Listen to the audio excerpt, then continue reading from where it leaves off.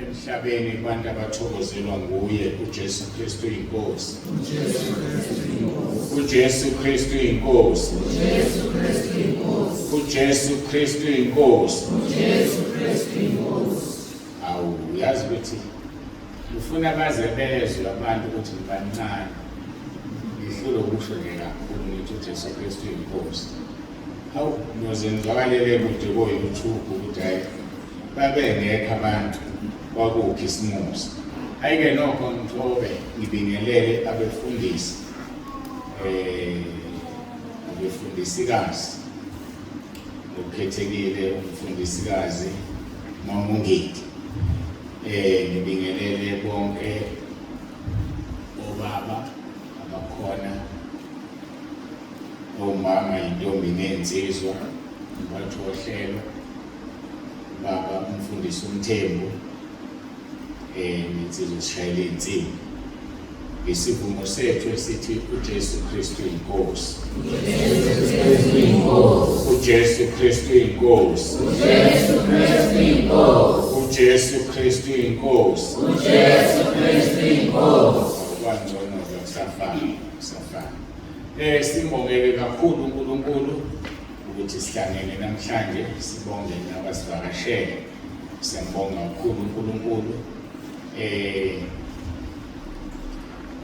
Kuthiwe lo usuku lwaKhisimusi usuku lungumsindo kakhulu. Amabandla amaningi awakhonzi ngoba bathi usuku lukaSathane. Khona umunye obebhalile ku-YouTube ethi umungo kaJesu uKhisimusi akusona owabo. Umuntu kunelungelo lokukhuluma yonke into afisa ukuyikhuluma ngomlomo wakhe. Inkinga iyodwa ekuthenini sisazwa ngaphambi kaNkulunkulu. Sho njalo izwi lenkosi kuMathewu chapter 12 bese siziphendulela ngakho konke sikukhulumile. Wonke umuntu usazwa. Nansi imessage enkulu yanamhlanje. Ithi uma uJesu azalwa, ukuthi akazalwanga mhla 25 akusho lutho. Thina sigubha ukuthi wazalwa, sazala indodana. Sinandaba nakho konke okunye. Ngoba khona abangazalwanga bawa. Uthi uJesu makubuya abafundi abawu-70 kade bathumele bawushumayela.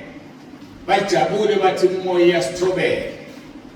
Madimoni asithobela nabagula wasinda.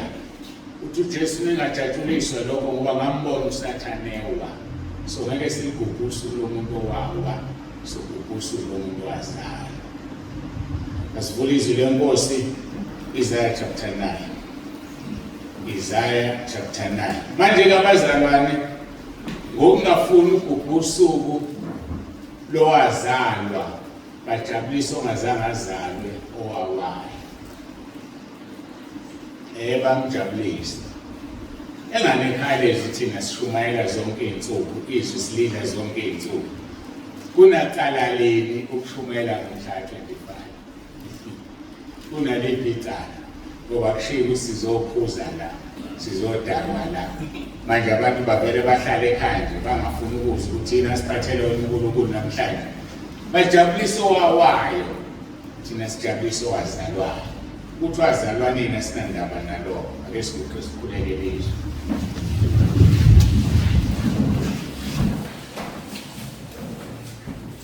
Baba olungileyo, Baba ongcwele, uNkulunkulu wethu nomusa, siyazithoba phambi kobuso bakho ngalomzuzu. Sibonga ukuthi wazalwa nina sinandaba nalokho. Kodwa esikwaziyo ukuthi wazalwa, wadela ubukhosi ezulwini wazoba ingane. Ilokho kusijabulisayo ngoba wakwenza ngokufuna thina. Siba kanye nathi-ke namanje Nkosi ukhulume ngezwi lakho ngomoya wakho ongcwele. Nami ngihlale phansi ngilalele lokho ufisa ukukhuluma, usebenzise lo mzimba. Sinikela kuwena-ke le nkonzo uNkulunkulu nomusa, ibusise iwenze umsebenzi lapho ufisa iwenze khona. Icebo lakho siyazi lingevinjwe umuntu. Wazama uSathane ukulivimba wahluleka. Namanje usazama, amakholwa ahlezi phansi, awakudumisi. Seyimizamo kaSathane.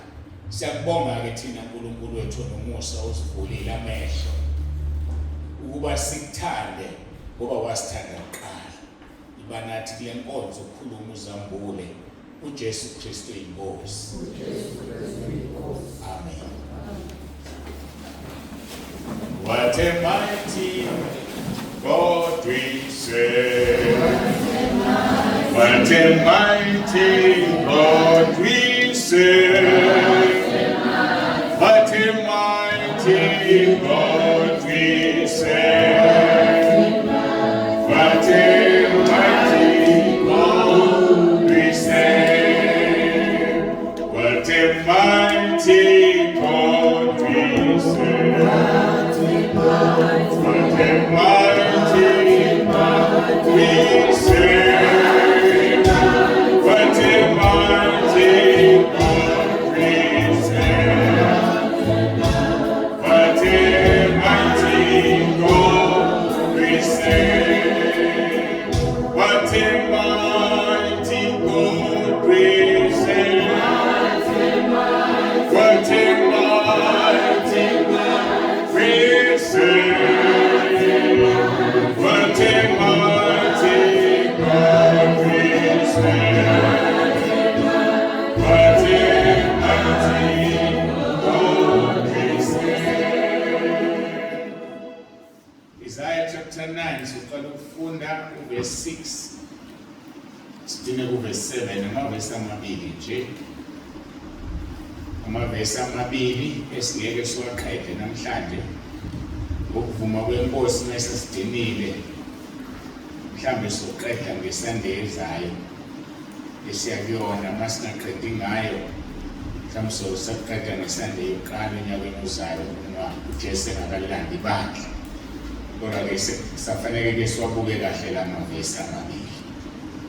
Kufundeka-ke kanje verse 6, ngokuba sizalelwa umntwana, siphiwa indodana, umbuso uyakuba semahlombe akhe, negama lakhe liyathiwa umluleki omangalisayo, uNkulunkulu onamandla, uyise ongunaphakade, inkosi yokuthula. Verse number 7, umbuso uyakuba mkhulu, ukuthula kungabi nakuphela esihlalweni sobukhosi sikaDavide nasembusweni wakhe, ukuze uqiniswe, usekelwe ngokwahlulelwa nangokulunga kusukela manje kuze kube phakade. Ukushisekela kaJehova Sebawuthi kuyakwenza lokho.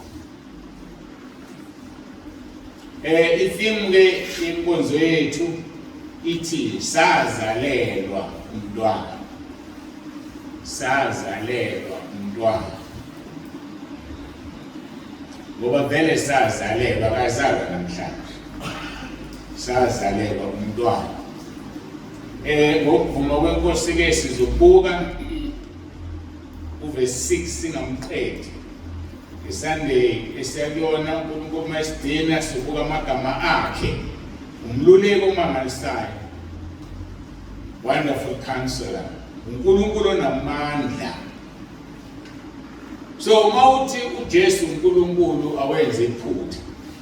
Vele uNkulunkulu indodana okukhona uNkulunkulu Baba igama lakhe ukuthi uNkulunkulu elifana nelikaYise ngoba bamunye.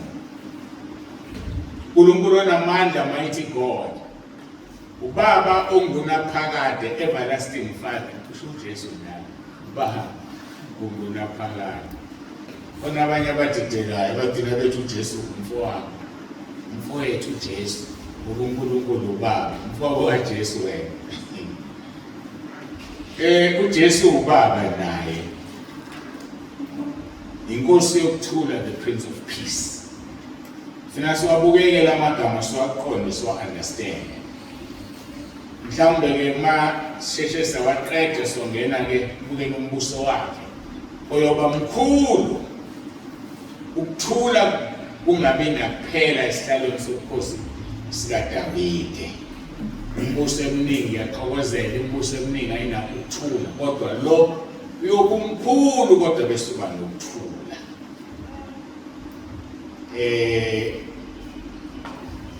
Bese ke uyaqiniswa, usekelwe ukwahlulelwa nangokulunga isisekelo zalombuso lezo. Kusukela manje kuze kube phakade ukushisekela ke kaJehova okuzokwenza kwenzeke lokho. Ukushisekela kwakhe. Bengisasummarize ke lama verse nenkonzo ezizolandela ukuthi umuntu azizobe egxile. Uyabadabuyela abangekho ekhaya ngoba ngeke bazitholele izinkonzo uma bezobe bengekho ziqu zabo la enkonzweni. uJesu Kristu inkosi. uJesu Kristu inkosi. uJesu Kristu inkosi.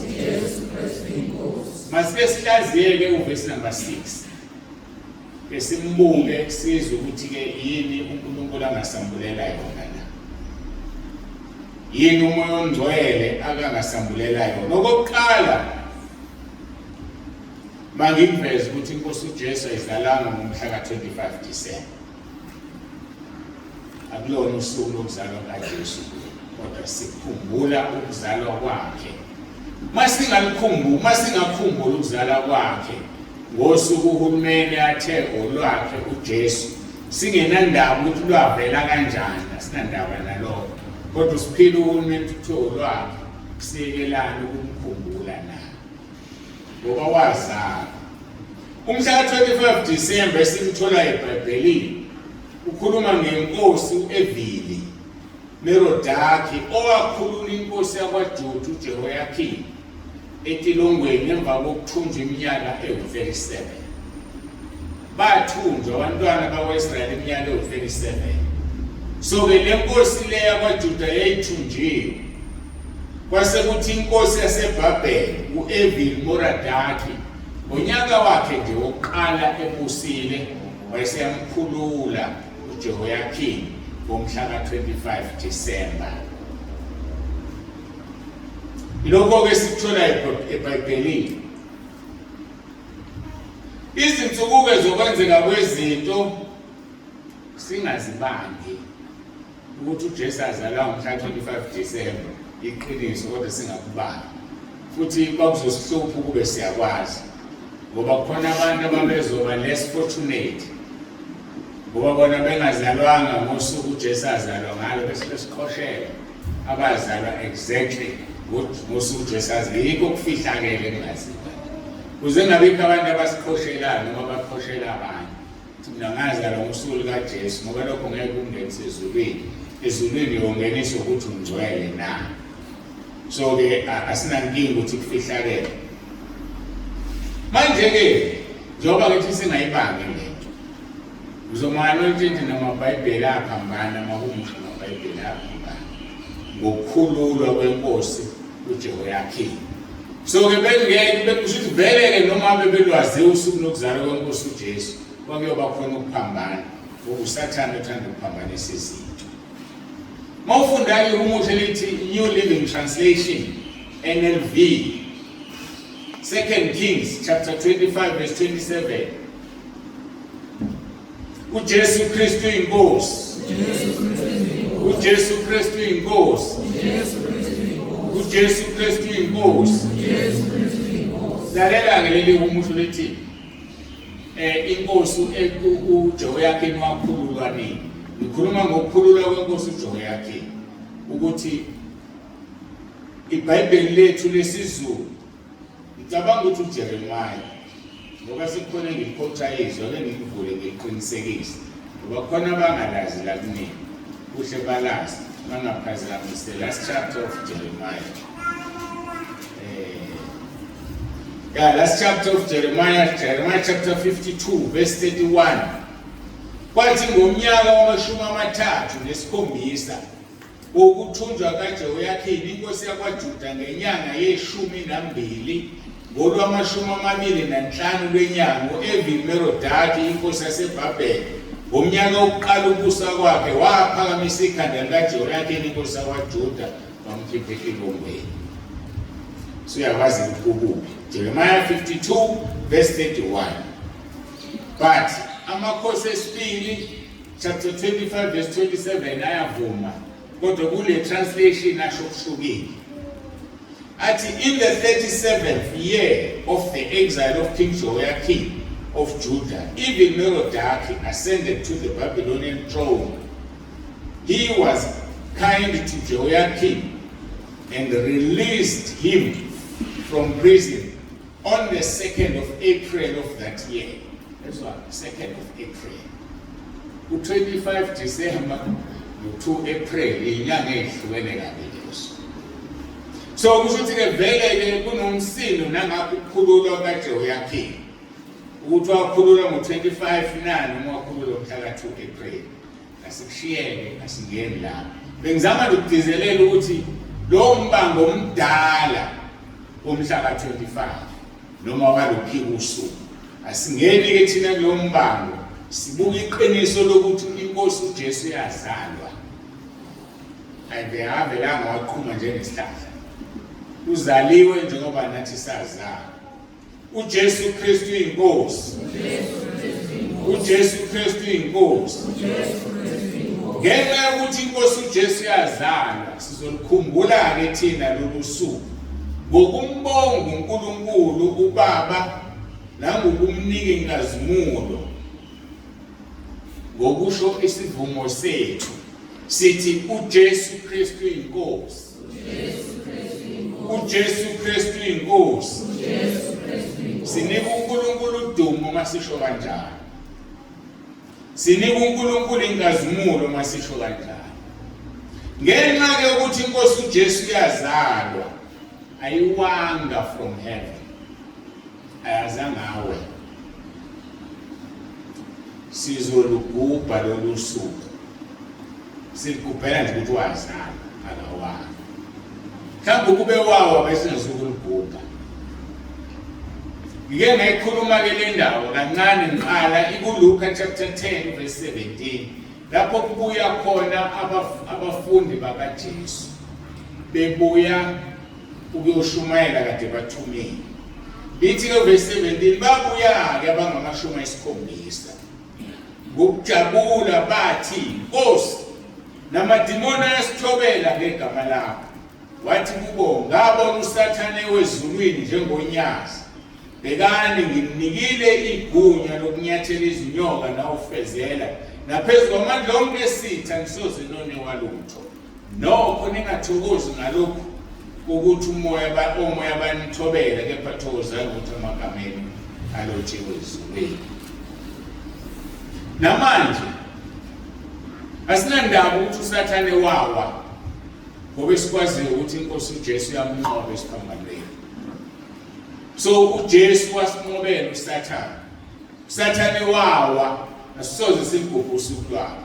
Ngeke futhi simlalele athi singagubhi usuku lokuzalwa kwenkosi uJesu ngoba yena engazalwanga. Khona lento engifuna siyinake esizoyithi kuba ukunaba kuyona kabanzi. Kunemhlaba emithathu sokubiza ukuthi imhlaba. Ilangovumilango yethu. Kunemhlaba emithathu. Kwemibili yayo ngeke uyu ungazalwanga. Kodwa bowodwa uyayo ungazalwanga as long as ulalele owawa. Ake ngiphinde futhi. Kunemhlaba emithathu ngeke uye kwemibili ungazange uzalwe. Kodwa kulo wesithathu ngaya khona mawulalele lo ongazalwanga. Uma ufike emhlabeni kufanele uzalwe. Awukwazi ukufika emhlabeni ungazalwanga ngaphandle kaSathane nezingilosi zakhe bawa lesikhathi bezala emhlabeni. Mawufunda kwisambulo kuthiwa maye kwemhlaba ngokuba uSathane utheliwe kinini. So ke emhlabeni awukwazi ukufika ungazalwanga. Ngisho inkosi uJesu uqobo yathatha isinqumo sokuzalwa ukuze ifike emhlabeni.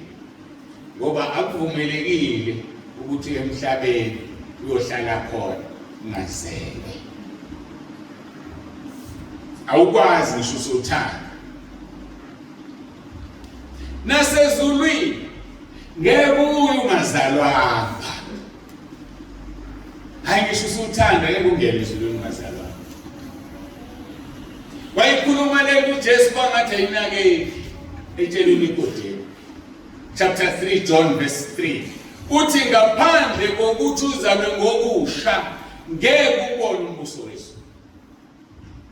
Uthi uNikodemu ngiphinde ngizalwe ngokusha ngibuyele eswini sikamama na. Uthi uJesu cha. Ngiqinisile ngithi mawungazalwa ngamanzi nangomoya ngeke ungene embusweni kaNkulunkulu. Emhlabeni awukwazi ukufika ungazelwe. Ezulwini awukwazi ukuya ungazelwe. Manje wathi uJesu washo statement wathi ngiqinisile ngifuna ukutshela kodlula izulu nomhlaba ngeke sishintshe. Ngisho uJesu uqobo lwakhe akabuyelanga ezulwini engazalwanga. Hayi. Icashileke leyo ngoba siyazi. Ngitshela namhlanje uJesu uza qualify ukubuyela ezulwini. He had to be born again. Otherwise ubengeke aphinde. Uthi ke mayekhuluma noNikodemu, uma ungazalwa ngamanzi nangomoya ngeke ungene embusweni kaNkulunkulu. Uma ungazalwa ngamanzi nangomoya. Ake sibuke la. Uthi uzalwe nini uJesu? Mawufunda uMathewu chapter 3. uJesu wafika uJohane ebhaphathisa. Wathi Johane ngibhaphathisa, uJohane angifanele ukubhaphathisa. Wena ufanele ubhaphathise mina. Wathi verse 15. Vuma kalokho ngokuba sifanele ukugcwalisa kanjalo ukulunga konke. Ukulunga kugcwaliswa ngokubhaphathisa. Ukubhaphathisa kungukuzalwa kabusha. uJesu ukuba uJohane akambhaphathisanga wayengeke aphindele ezulwini. But kwafanele ukuthi abhaphathiswe azalwe ngokusha to qualify ukuyela ezulwini. Akushona ukuthi uzalwe ngokusha usuyaya manje noma uya nini. But as long as ungazalwanga ngamanzi nangomoya, usho yena uJesu uthi ngiqinisile ngeke ubone umbuso wesu. Angwazi-ke wena ukuthi uzaliwe yini ngamanzi, uzaliwe yini ngomoya. Uma uJesu seshilo ethi vuma kalokho ngokuba sifanele ukugcwalisa kanjalo ukulunga konke, lithi iBhayibheli khona wamvumela verse 16. uJesu esebhaphathisiwe wakhuphuka masinyane emanzini, bheka izulu lavuleka. Nathi sebhabhathisiwe ngamanzi. Mayisephuma kuvuleka izulu. Kwehlijuba lingumoya ongcwele, uJesu instantly wazalwa ngokusha ngamanzi nangomoya before aqala shumayela. Ngokushilo ngomlomo wakhe wathi ngiqinisile ngithi ngeke ubone umbuso wezulu ungazelwe ngamanzi nangomoya. Wena uzongena kanjani ezulwini ungazelwe ngamanzi nangomoya na? Awuboni manje ukuthi uyakukhohlisa lo ngazalwanga owawa. Ufuna nathi singazalwa sicabanga ukuthi ezulwini kanti siyesihogweni. Ngoba esihogweni akungenwa ngesanga. It's a bottomless pit, umgodi ongenamkhawulo. Esihogweni bayaphonseka, esihogweni bayawa. Njengoba wezulwini uSathane wayepractice ukuwela esihogweni. So mawungazelwe ngamanzi nangomoya, ulalelo wawa uzophaphamisa usesihogweni uwele khona. Mawufuna ukungaya esihogweni zalwa ngamanzi nangomoya. NjengoJesu, asihambe enyathelweni zikaJesu. Uzaliwe intombi uMaria, nathi sizelwa abazali bethu. But to qualify to go to heaven, you have to be born again. Uzwe wami uthi uzelwe ngokusha na. Ozelwe ngokusha akasenzi isono. 1 John chapter 3 verse 9. Ozelwe ngokusha akasenzi isono. Ngokuba uzelwe uNkulunkulu nembewu kaNkulunkulu ikuye.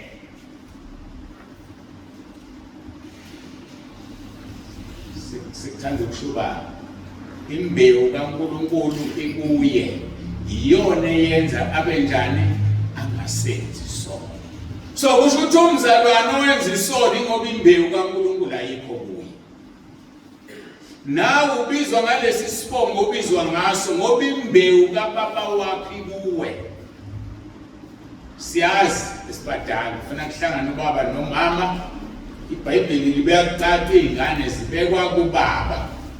Lithi busisiwe indoda emgodla wayigcwele abantwana okungikuthi izingane zisendodeni. Mase behlanganile ngizama ukukhuluma ke language angazi ke mabengizwa ke laba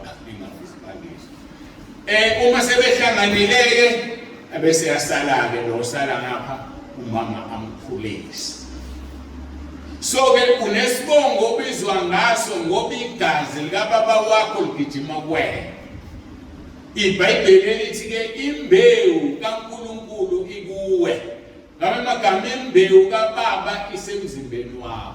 So akwenzeke uvuke ekuseni uthi ukuze ngihlale ngiwakwaNtsibande ngingashintshi. Yini okufanele ngiyenze? Yini okufanele ngingayenzi? Don't even bother about those things. Why? Ngoba imbewu kuwe iyona ethi wakwaNtsibande. Ngakho ke u1 John chapter 3 verse 9 uthi ozelwe uNkulunkulu akasenzi isono ngoba imbewu kaNkulunkulu ikuye.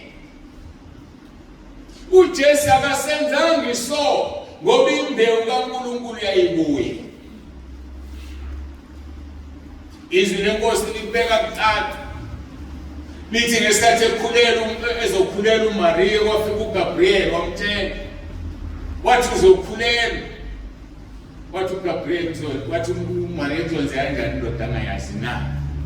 Wathi uGabriel amandla ophezu konke umoya ongcwele uzokwengama okuzozalwa kuzothiwa okungcwele indodana yophezu konke. So ngamanye amagama imbewu spiritually kaNkulunkulu umoya ongcwele. Ngoba uJesu naye wahlala ngomoya ongcwele kuMaria.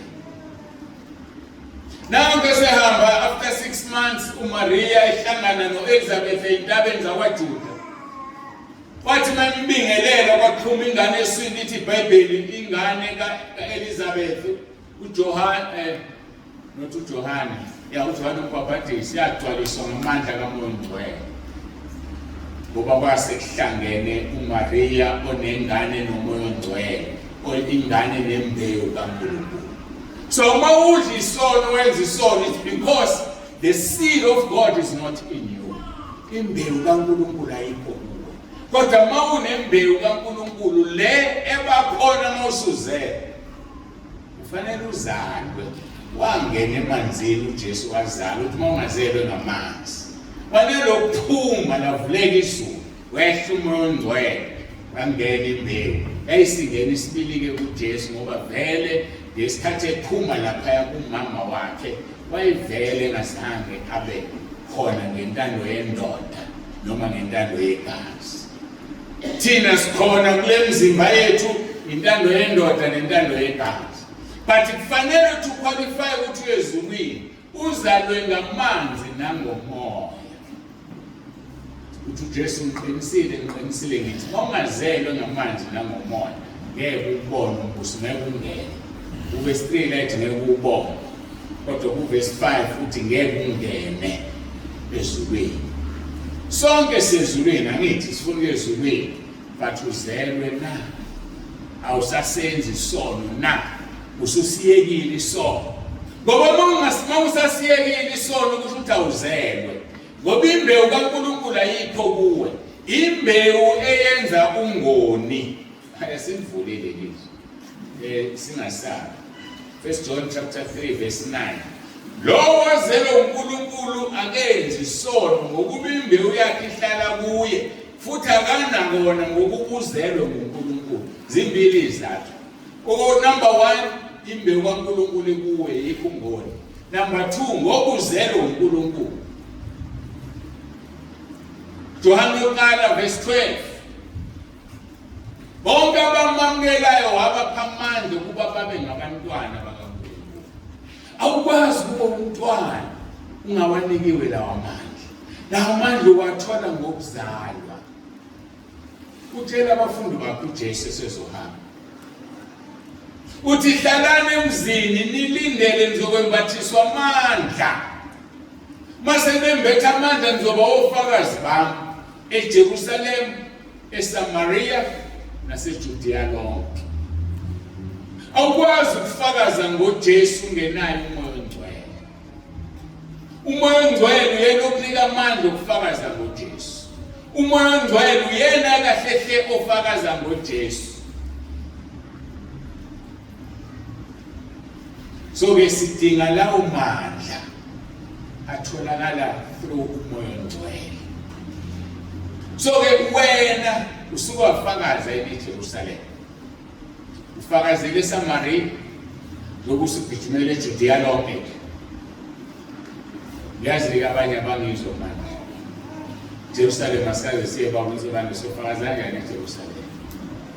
iJerusalem, iSamaria neJudea lisymbolize wena ne-environment yawo. Babekhuluma beseJerusalem. So iJerusalem indawo abaphila kuyona. Uyaziwa yini wena ekhaya kimi ukuthi usindisiwe na? Abakubizi mase kufanele kwenziwe imisebenzi. Bacela ama-contributions waphela vele wena ivangeli lakho alitaqile alikho bani. Usufakazile neJerusalem na? Bayakwazi nomakhelwane bakho noma mabenza imisebenzi bafike bezotshelela amabhodo, babenza imisebenzi bazocela izithi, bazocela izingane zakho mase zithe ukukhula ziyosiza. Awuyanga wena kodwa unikela ngezingane zakho kusathana. Uyaziwa ineJerusalem, usufakazile na? Uthi uJesu niyoba ngofakazi bami eJerusalem. Bese kube eJudea. eJudea umakhelwane weJerusalem. eJudea la usebenza khona. Uyaziwa umsebenzi noma ntshontsha phambi kwakhe istaff. Mhlawumbe wena usuntshontshelayo uma uthisha, keep stationary banikeze. Yantshontsha. Nezingane zakho awusithengi stationary. Sithatha ngesikahulumeni esifike esikoleni. Yaziwe eJudea, yaziwa la usebenza khona.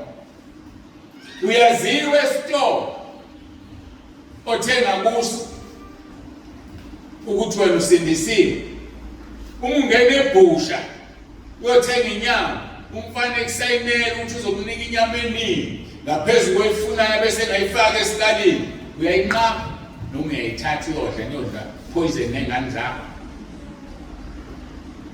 Fanele wazini wesitolo othenga kuso uthelo mama kabhedile lo baba kabhedile akayifuni into engalungile.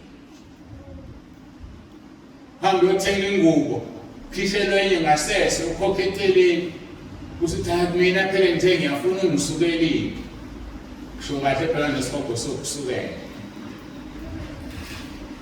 Fakaza ngoJesu eJerusalema naseJudiya njalo naseSamaria omakhelwane eJudiya lonke la sihamba khona ke manje la ungaziwa khona.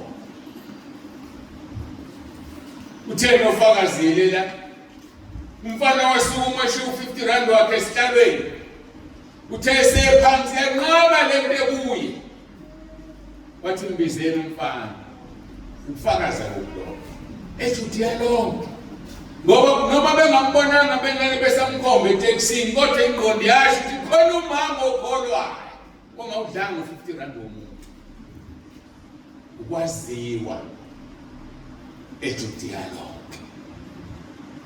Uyaziwa ukuthi umntwana kaNkulunkulu.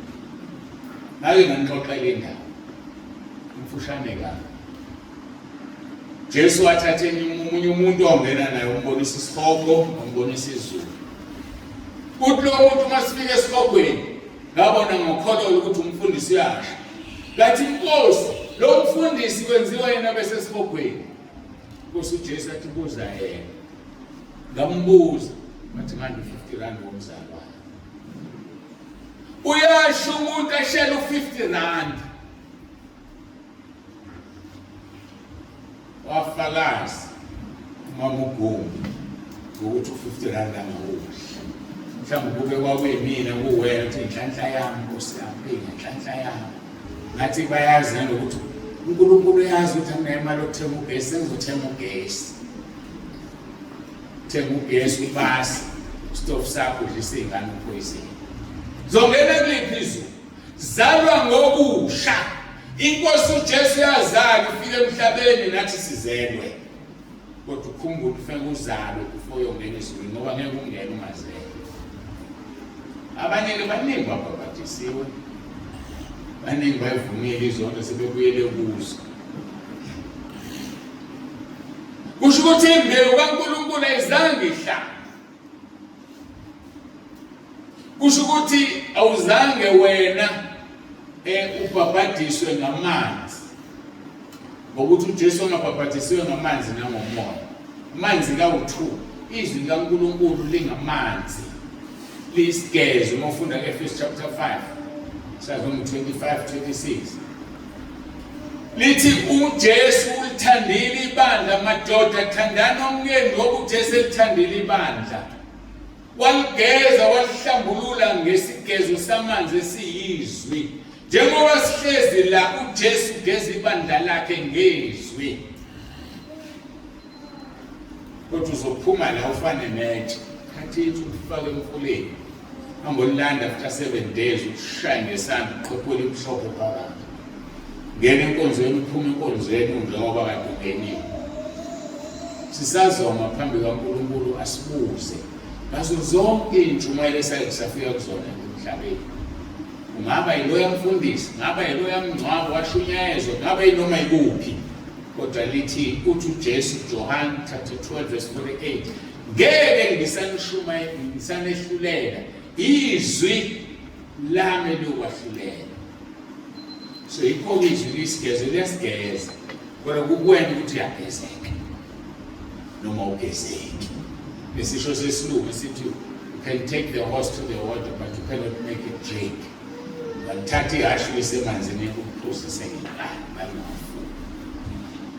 Bangathi ke singaba abazalwane abalizwayo izwi balenze kakhulu abazelwe ngoba ungazelwe ngamanzi nangomoya ngeke ubone ukusizwa. Ukuzalwa ngomoya ke sengichaze kaningi kungokaNkulunkulu akhona komuntu. KungokaNkulunkulu ukuzalwa ngomoya. zala ngumoya ongcwele. Ngoba umoya ongcwele uNkulunkulu uqobo lwakho. Ngingakubeka izandla ngithandaza umoya ongcwele angene. Ngingakubeka izandla ngithandaza umoya ongcwele angangeni. Ngoba uNkulunkulu angikwazi ukumphoqa. Uyabuka kuqala athi la ithi bandangene khona ngingahlala eke ngingangeni. So ngisho ngamagama yikho ungahlali ngihlale ngithi ngenza inkonzo ukuthi abafuna umoya ongcwele ngizobakhulekela what's the use? Ngoba ngikwazi ukucontrol uNkulunkulu umoya ongcwele. Kodwa yena mayisebona ukuthi wena uclean enough umfanele umoya ongcwele uyakunika. Ngaphandle kokubeka umuntu izandla uyakunika. Khona eliye shunyeza uPetro yena nomndeni wakhe wathi uPetro eshumayela babezwe beqhuma ngezilimi bedumisa uNkulunkulu. Wabona uPetro sebemtholile umoya ongcwele engazange azabeke izandla. Wabuza ukuthi uPetro khona ongala namanzi laba abathola umoya ongcwele babhabhadiswa. Kwaqalwa ngokudineka ngakho ngoba uNkulunkulu intando yakhe. Baqala abantu bathola umoya ongcwele badinga ngokubhabhadiswa. Kanti normally uqala ngamanzi lowa noJesu naye wangena emanzini mayiphuma bese umoya ongcwele. Kodwa uNkulunkulu wenza into ayithandayo. Ingakho ngingayikhathazi le nto. Bazalwane, konke kamoya ongcwele ozange nibeke izandla. Ngoba ngeke kusize uphuma la ungenayo umoya ongcwele usuhamba engqondo. Abe ngoba kuthi bandi izandla nomoya ongcwele bini. Kanti ongcolile awuthola hamba. So ngizihluphike ngalokho. uNkulunkulu uzokunika ngesikhathi sakhe ngoba nami wanginika ngingabekwanga muntu izandla. So ke ngihamba la ngahanjiswa khona. Ngakho ke kusemqoka ukuthi uphile impilo engcwele. Bengibuka uJohn 1 John chapter 3 verse 9. Masiya ku 1 John chapter 5 verse 18 liyafana nale. Lithi siyazi ukuthi lona lozelo uNkulunkulu aboni. Ukubozela uNkulunkulu uyazigcina nomuba kamthithi. Mawufuna ungathinti usathana, zalwa uNkulunkulu. Omuba kamthithi uyakusaba, uyilanga bilomlilo ngoba esho ngo 1:4 verse 4 wenza ikhonzi zakhe zibe ngamalanga bomlilo. Yiwo lo mlilo akhuluma ngawo uJohane uMbhapatisi. Athi Yesu emva kwami ngafanele nokuphatha intambo yesicathulo sakhe. Uzonibhabhatisa ngamanzi nangomlilo. Ombhenge yakhe yokwena isesandleni sakhe. Uzoshanelisisa isibuya sakhe. Amabele ayeliwa. Siyawe akikho futhi ingaba zokuya ngayo. Uya ushanelisisa isibuya sakhe. Uyawawela amabele. Uthwani alikho beleni ngisho kahle amabele aya ngeke isizulu sizi yikho besheshe bebambeka nje bakithi abaqhamuka ngale besheshe babambeka sithulile isizulu. So ke amabele ayabhulwa abekwe esibuyeni abhuthwa isibuyele nokubhulwa kona abhulwa amabele. Inhloso yokubhula amabele ukuhlukanisa amakhoba namabele. Ngoba amabele mayisasuka lapha ensimini namakhoba, ikhoba uthethosana olikhave ibele. Nathi njengabazalwane amabele ethu izono zethu. Ngesikhathi uvuma izono zakho ususa ikhoba elikhavile.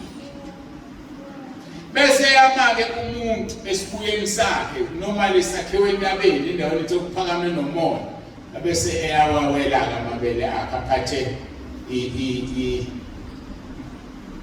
iqoma ufuna igama lezulu aphathe iqoma ngesikhathi ewelenze nje amabele aqonda phansi amakhoba abese pheshethwa umoya nasuku amakhoba bese ethathwe ushiswa. Ngesikhathi eshiswa amakhoba uze kuqhuma. Yini eqhumayo na? Ibele lingahlukananga nekhoba. Ngoba amakhoba ayishela nje kalula. Kodwa ibele molifaka emlilweni liyaqhuma.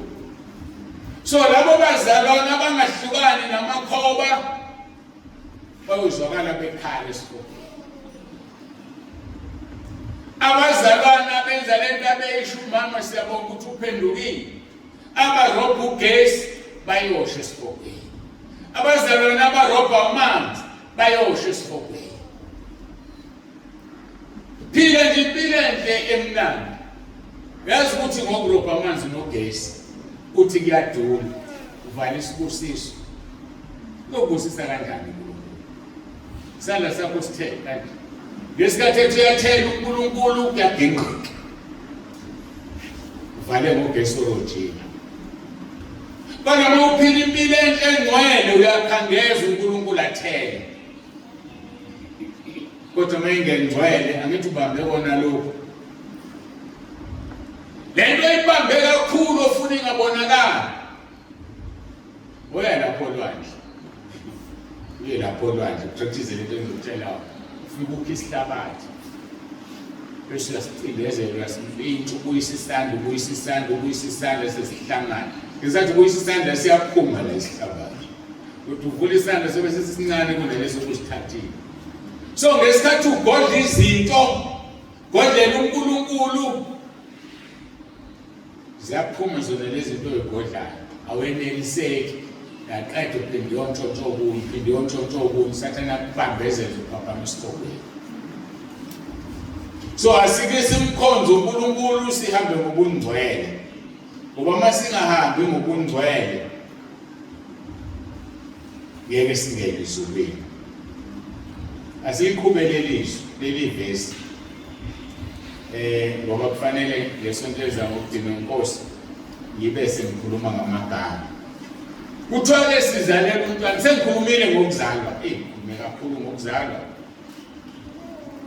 Akusekho engakushilo ngokuzalwa. Ake sibukeke leli gama ethi siphiwe indodana. Ngeke sihlakazelele lesi. Siphiwe indodana. Uma siphiwe indodana, siphiwe umabizo asabele. Igama engimnikeza lona uJesu namhlanje Elisha umabizo asabele. Mawufunda uMathewu 18 verse 20 uthi ngokuba lapho kubuthene ababili noma bathathe egameni lami ngikhona lapho. Uyikho ukuthi umabizo asabele. Masibhizi sikhawulana uJesu Kristu inkosi athi uJesu Kristu inkosi usela. Yazi khona lento eyisimanga ngezwi ngegama lenkosi uJesu. Iyamangalisa. Mawuphuma laphandle ubheka isibhakabhaka. Kukude ezulwini. Yazi kukude ezulwini. Nalaba bayenyangeni inyanga iphansi kabi nesibhakabhaka ezulwini. Bathatha isikhathi sabo nabo beyakhona. Kukude ezulwini. Bathi akawushathi ukuthi uJesu Kristu inkosi usela. Usela. Ungamemezanga ngisho uthandaza ngenhliziyo. Mawungcwele. Mawuhamba ngokungcwele. Shaya umthandazo ngenhliziyo, uzobona into yakhe isiphendulele. Isiphendule isimanga. uNkulunkulu azosinike isikhala esinzima ngendlela emangalisayo. Ukuba abantu bezwe bebesazi bedayiselwa kahle ukuthi uJesu ubani. Kabo abantu baningi abakholwa. Uhambe enyangeni ufike uphathe isigaba ufune kulokhu ukukhuluma kuso njalo. Imali enyangeni ubuya. Masike salahleka sofuna ukuphindele. Thina ebesinje uJesu Kristu inkosi zenzeke izinto. Kanti umlimi kanti akona umlimi. Awukhiphi ngisho isent, awukhokhi lutho. Mawubona nje inqala ukusho ngomlomo, ngeke uvule umlomo uyavelapho ivila lokukhuluma. Shona ngenhliziyo ukuthi uJesu Kristu inkosi, uthi usekhona. Yikho ngithi umabizo wasabele. Mbize seseduze. Ungakabi ngale kwethu. Mbize sekuwo lomhlaba. Ngoba kwelizayo useduze. Kodwa kude ongombizanga kulo mhlaba. Ukude ngendlela emangalisayo ngale kwethu ngoba umbizanga la ekude khona usesemhlabeni. uJesu Kristu inkosi. uJesu Kristu inkosi. uJesu Kristu inkosi.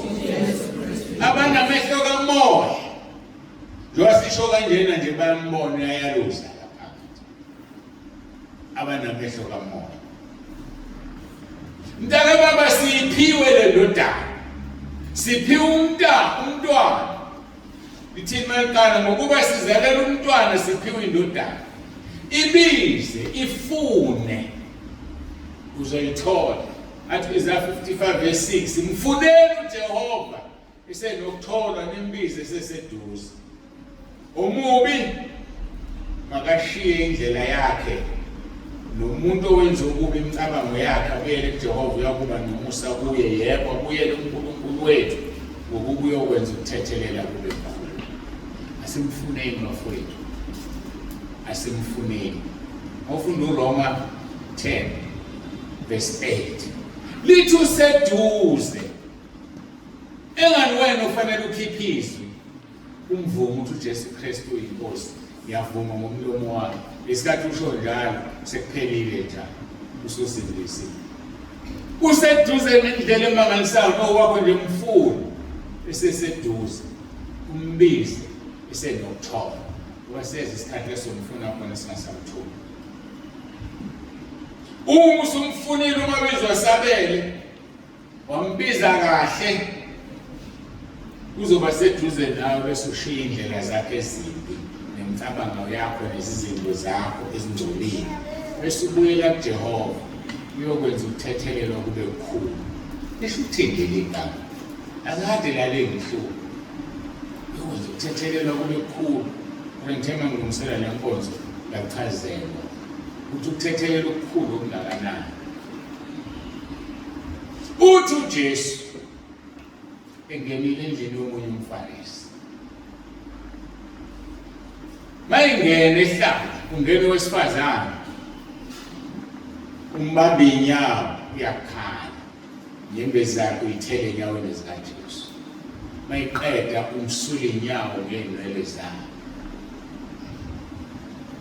Useyakhonona lo mFarisi. Uthi lo kube bemazi owesifazane ukuthi uyiphethe kanjani. Ngaba kamvumeli amenzele. uJesu ebona izizinto jikela kuyena. Uthi lalela kandoda silokhu ngenile endlini yakho. Akwazi ukugcoba ikhanda lami ngamafutha. Kwakuyisgesture yakwa-Israyeli. Mawufika isivakashi sakho sithanda masifika usigcoba ikhanda ngayo ngamafutha. Njengoba iKubo 23 lisho ukuthi ugcoba ikhanda lami ngamafutha. So kwakwenziwa njalo nje isivakashi masifika usigcoba ikhanda ngamafutha. Uthi uJesu lokungenelela kwakhe ukwazi ukugcoba ikhanda lami wena ngamafutha. Kodwa lo wesifazane kumele ngangena wageza inyawo zami ngenyembezi zakhe wazisula ngenwele zakhe. Wayesethi uJesu othanda kakhulu uthethelela okukhulu. Othanda kancane uthethelelwa kancane. So nayimfihlakala besimthandeni uNkulunkulu usithethelela kakhulu. Mbeleleli igama uzokwenza ukuthethelelwa kube kukhulu. Uzothethelela nalezo ongasayikhumbuli izona. Then ikona kuthethelelwa okukhulu. Wena wakwenze ngani? Shiya. Ayikusifunde yahlelelisi. Mfuneni uJehova esenokuthola umbizo seseduze umubi makashiye indlela yakhe nomuntu owenza ukuba imicabango yakhe abuyele kuJehova ngokuba uyoba nomusa kuye. Yebo abuyele uNkulunkulu wethu ngokuba uyokwenza ukuthethelela kube kukhulu. Mfuni umbize uyeke indlela zakho uyeke imicabango yakho okwakhe uzokwenza ukuthethelela kube kukhulu. Nayindlela emnandi ukungena ezulwini. So wena mthanda uNkulunkulu ngayo yonke inhliziyo yakho engeke umthande bese ungayenzi into ayishoyo. Vuma izono zakho. Uhlanzwe ngegazi likaJesu. Umthande yokwenza ukuthethelelwa kube kukhulu. Shall understand manje. Ngakho ke mbizo umabizo asabele. asiye egameni lesithathu. Umbuso uyoba semahlombe akhe, and the government will be upon his shoulders. Uma kuthiwa into isemahlombe akho kusho ukuthini? Umbuso yokusemahlombe akhe. Kusho ukuthi leyo nto ithwelwe nguwe. Ngaphandle kwakho leyo nto ayikwazi ukwenzeka, ayikwazi ukunyakaza, ayikwazi ukuyihambela ngoba isemahlombe. Mawukuthi nenyawo iphakeme inyawo zakho. Kusho ukuthi leyo nto ingeyakho ngoba isemahlombe akho. Number 3, leyo nto wenza intando yakho kuyo ngoba isemahlombe akho. Lithi ke umbuso yokuba semahlombe akhe. Uma sithi uJesu Kristu inkosi kathathu sikusho ngoba eyiyona inkosi, he is the King of Kings and the Lord of Lords. Leli gama lilotshiwe kwisambulo litholakala kanje libhalwe ngama-capital letters. Sambulo 19:16. Uyinkosi yamakhosi nombusi wababusi. Lithi iBhayibheli leli gama libhalwe ngubenyakhe nasethangeni, thanga lakhe leli. Uthi inkosi yamakhosi nombusi wababusi. Sambulo 19:16. Libhalwe ngama-capital letters. Ngoba umbuso yoba semahlombe akhe. Ungamdelela nje namhlanje. Umbize ngodaka lweminye imizi. Njengoba esho bathi udaka lweminye imizi ukuthi uJesu Kristu inkosi. Bathi ngifuna ukusho ukuthi lona loyo sho njalo. Usazoma phambi kwesicelo sokwahlulelwa. Uzophela ukuhlakanipha. Ophela inyanga. Uthi igama elithi uJesu Kristu inkosi lokudaka lweminye imizi. Ngisho nawe ngakusho noma nawe uyokushaya njengoba ishaya uHerodi. Ngikhuluma naloko uthi udaka lweminye imizi manje. uHerodi uAgrippa 1 mawufunda wadliwa izimpethu ephila. Wadliwa izimpethu ephila. Ngakho bonke abamelene naleli gama baqaphele bangadliwa izimpethu bephila. Zenzo chapter 12 verse 21 ya 24 lithi ngosuku olumisiweyo uHerodi wembatha ingubo yobukhosi wahlala esihlalweni wakhuluma kubantu. Abantu bamemeza bathi izwi likaNkulunkulu akusiyona lomuntu. Kwento ufuna kuyinayo. uHerodi wave wakhuluma. Abantu akashonga ukuthi abantu abathi izwi likaNkulunkulu. Kwasha abantu abamlalele bathi izwi likaNkulunkulu. Kwakufanele yena athi akulona izwi likaNkulunkulu elami. Kodwa kwamjabulisa, kwamthokozisa ukuthi abantu bamphakamise bathi khuluma uNkulunkulu. Verse 23. Yaphingelo senkosi yamshaya khona lapho ngokube nganikanga uNkulunkulu udumo wadliwa izimpethu wafa. Kukangakunconywa ubongwa ungadlulisa udumo uNkulunkulu. Kuthiwa yazi ushumayele kahle yazi uyashumayela sinabani. Usuhleka kancane. Hayi kusho ukuthi bengakhulumweni. Bekhuluma wengcwele kusiwena. Ngoba mawuthulu uyalemukela udumo. One day uzoshaya. Ungefane nokaHerodi. Kodwa uzoshayelwa ukuthi uphakeme. Kuthiwa ingelosi yenkosi yamshaya khona lapho ngokube nganikanga uNkulunkulu udumo wadliwa izimpethu wafa. Kodwa izwi likaNkulunkulu lakhula landa. Abantu bethe lakhe uma uHerodi. uJesu Kristu inkosi. uJesu Kristu inkosi. uJesu Kristu inkosi. So ingakho ke sikhumbula usuku lokuzalwa kwenkosi yethu uJesu Kristu. Ngoba wonke umuntu osemhlabeni wafika ngokuzalwa. Mawufuna ukuya ezulwini kufuneka uphinde uzalwe ngokusha, ngamanzi nangomoya ongena ezulwini. Usathanda kangena ezulwini ngoba vele wawe emhlabeni ephuma ezulwini. Ngeke abukwazi ukuyela ezulwini ngoba akakwazi ukuzalwa ngokusha. Ngoba wafika engazelwe la. Abazelwe la abakwazi ukuzalwa ngokusha bakuyela ezulwini. Ngisho sekufuna ngenyembezi usathana akasoze aye ngoba wafika emhlabeni ewa uyophaphama ewa esibhokweni ukwena ukuthi uphethe ufuna ukuwa esibhokweni noma ufuna ukuzalwa ngokusha. Khethe yakho ngomindlela zimbi, khethe yakho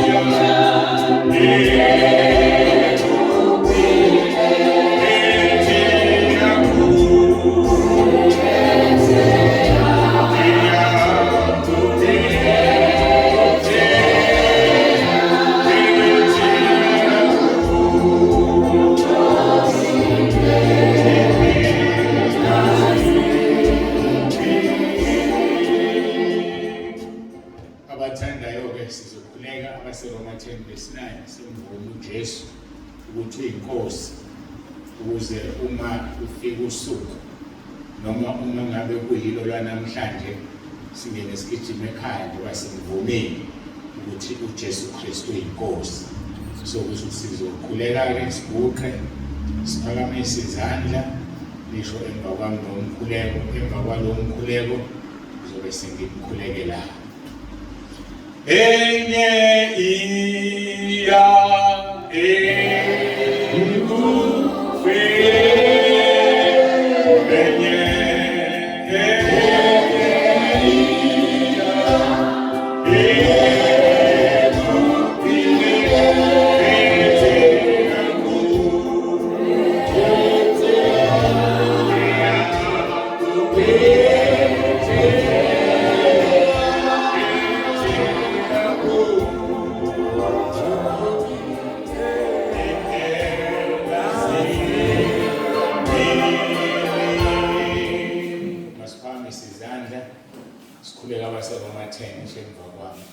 Nkosi Jesu, ngiyavuma ngomlomo wami ukuthi uyinkosi.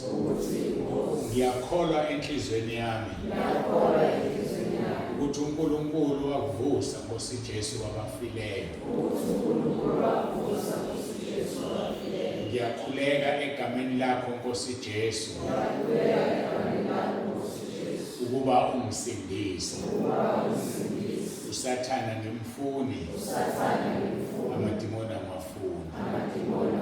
Ngiyacela Nkosi Jesu, uphathe impilo yami, ungikhulule emandleni kaSathane, ungilondoloze Nkosi Jesu, uze ungivuse ngosuku lokugcina. Ngiyabonga egameni lakho Nkosi Jesu. Amen. Baba, egameni lomfowethu uJesu ophilayo, uNkulunkulu nomusa, nanti ibandla lakho. Ibandla lakhe lakhiwa amabandla amaningi agcwele nasekhaya lezwi. Ngiyathandaza Nkosi ukuthi bonke sebewushilo lomkhuleko babiyele ubagcine bahlanze ngegazi lakho. Bonke sebewushilo, kungaba ku YouTube, kungaba ku WhatsApp noma la endlini. Siyazi ukuthi khona abangawushongo noma bangezikusho, kodwa ngicela laba abawushilo babusise babiyele baze abakudingayo. Ushilo Nkosi kuMahubo 103 verse 5 wathi usuthisa ukulangazela komuntu ngokuhle basuthiseke uNkulunkulu wami nomusa ngoba benzile inkonzo ekhombisa ukuthi bakwesaba. Ushilo kwiHubo 125 verse 1 and 2 wathi abakwesabayo bayofana nentaba yaseSiyoni yonemile ngenakuzanyazanyiswa. Mabangazanyazanyiswa Nkosi baze bangene ekhaya izulwini. Kuverse 2 uthe njengokuba intaba zihaqe iJerusalema kanjalo abantu bakho yabahaqa kalokhu kuze bephakade. Bahaqeke uNkulunkulu wami ungavumi ukulahlekelwa noyedwa. Njengoba ushilo kuJohn chapter 6 verse 44 wathi akekho oza kuwena engadonsi uBaba wena uyomvusa ngomhla wokuphela. Sizinikela kuwena-ke Nkosi, siyabonga ukhonza uNkulunkulu ophilayo. Siyabonga Nkosi Jesu ngokuthi wazalwa wafika emhlabeni waphinde wazalwa ngamanzi nangomoya. Sihambe enyathelweni zakho-ke manje sisize usigcine usilondoloze ukuba ngasitholi. Usise kubelona loyo ofikile ngabikho ozoyisola ngokufika kwakhe. uJesu Kristu inkosi. uJesu Kristu inkosi. uJesu Kristu inkosi. Amen. Sambonga-ke kakhulu uNkulunkulu. Sesifikile-ke emaphethelweni enkonzo yethu. Sengizobuyisela-ke konke phakathi kohlelo. Phakathi kohlelo angazi ngoba sikhombane kanje. Ngiyacabanga ukuthi one-item ongayazi senzoyimemeza nje ngingasaqhamuki ngawo. Kodwa uzoyazi nawe ngey'khathi zawo onazi ukuthi ungomzibane. Ngicabanga ukuthi uma ngisho njalo ngiqedile. Siyabonga kakhulu mphathi wohlelo-ke ukuthi ungathathi indawo yakho.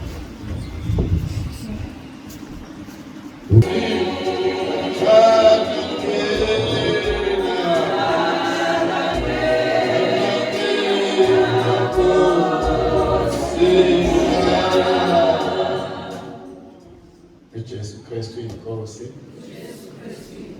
Siyambonga kakhulu uNkulunkulu Baba ngezwi lakhe asesiphe lona namhlanje elivula ingqondo yomuntu.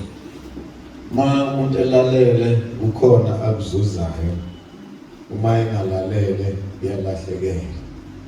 Siyabonga kakhulu ukukhuluma kaNkulunkulu namhlanje kulolu suku. Ziningi izinto umuntu ayifunda ehlezi nemibuzo ephendulekayo. Ngoba sisesikhathini la abantu behlakaniphe kakhulu.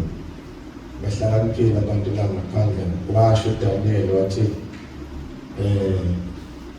ulwazi luyoba luningi ulwazi kubantu.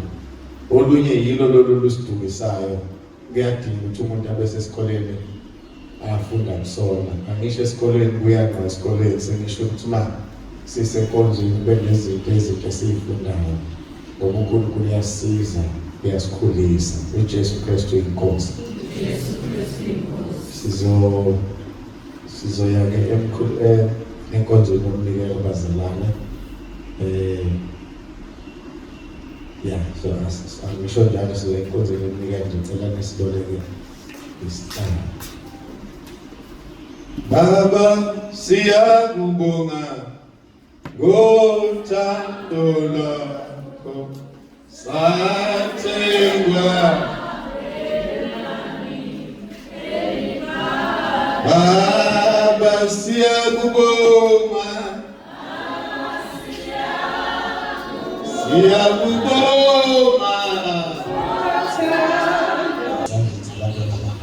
siyacela ke baba ubusise lapha bathathe khona uJesu Kristu inkosi.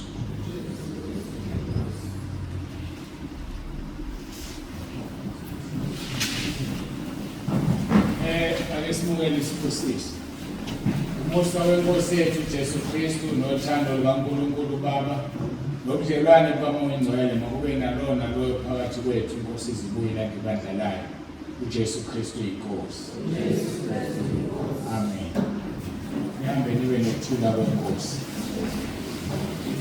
ngiyathandwa Ingubani Obayete Osia Iatandwa